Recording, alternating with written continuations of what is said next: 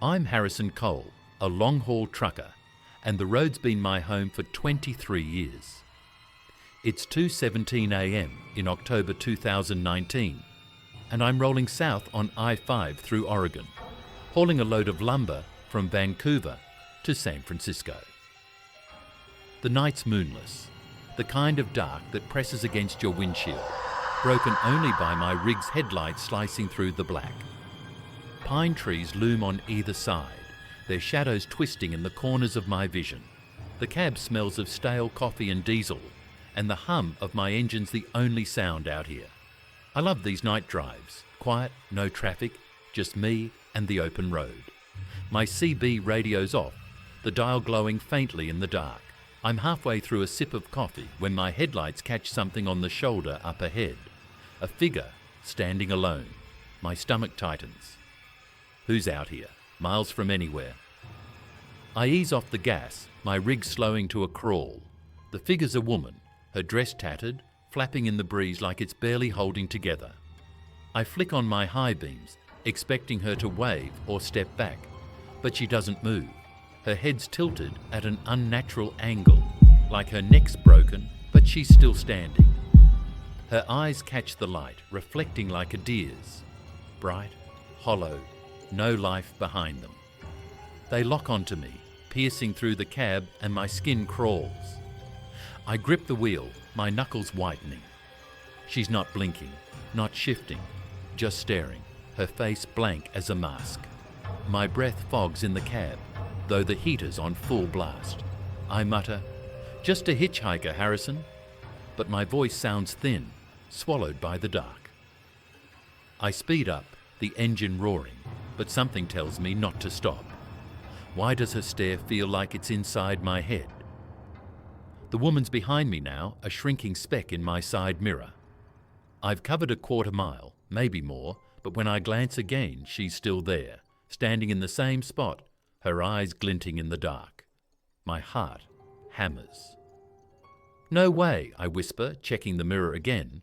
Same spot, same stare. My CB radio crackles to life, though I didn't touch it. Static hisses, loud and sharp, filling the cab like a swarm of bees. I fumble for the knob, but it's already off. The static shifts, forming a low, garbled whisper, barely audible. "Don't stop." My blood runs cold. The dashboard lights flicker, speedometer, fuel gauge, all of them dancing like they're possessed. The cab's freezing now, my fingers numb on the wheel. I floor it, the rig lurching forward, but the whisper lingers, looping in my head.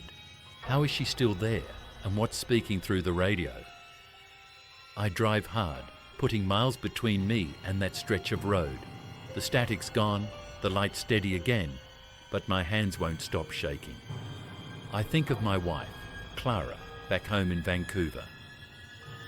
We lost our daughter, Lily, 5 years ago. She was 19, hit by a drunk driver on a road not unlike this one. I wasn't there.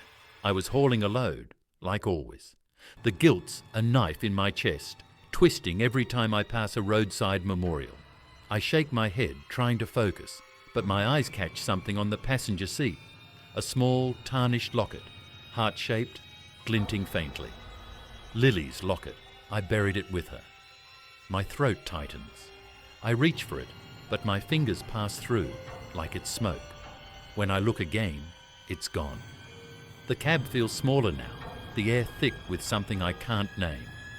Was that really Lily's locket, or am I seeing things? An hour later, I pull into a truck stop near Medford, its neon sign buzzing like a warning. The lot's half empty, a few rigs idling under sodium lights. Inside, the diner smells of grease and cigarettes. I slide into a booth, my coffee cup trembling in my hands. 2 drivers at the counter are talking, their voices low. One, a grizzled guy with a beard like steel wool, mentions the ghost lady on I-5. My ears prick up. He says she's been seen for decades, a hit-and-run victim from the 70s, appearing to lone truckers at night. "If you stop," he mutters, "she climbs onto your trailer. You'll feel the weight, hear her scratching." The other driver laughs, but it's forced. I don't laugh. I see her eyes again, hollow and endless, and my coffee tastes like ash. Is she real, or just a story truckers tell? Back in my rig, I try to sleep, but the cab's too cold, the air heavy with that same damp, earthy smell from the road.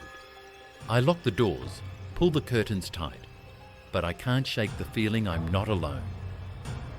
A faint sound starts, scratch, scratch, scratch, like nails dragging across metal coming from the trailer. My heart lurches. I tell myself it's the wind, a loose strap, anything but her. I check the mirrors, but the lot's dark, the trailer hidden in shadow. The locket's back, sitting on the dash now, its chain coiled like a snake. I don't touch it. The scratching grows louder, rhythmic, almost deliberate. I start the engine, ready to roll, but the CB crackles again. Don't stop, Harrison. It's not the same voice. It's Lily's, soft and pleading, like the night she died. Is she in the trailer, or is it something else? I drive, the truck stop fading in my mirrors, but the scratching doesn't stop. It's louder now, echoing through the trailer like something's pacing back there.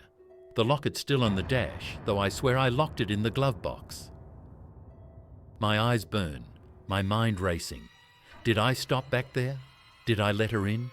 The road feels alive, the pines leaning closer, their branches scraping the rig. I pass a mile marker, exit 113, and my stomach drops. I passed it an hour ago.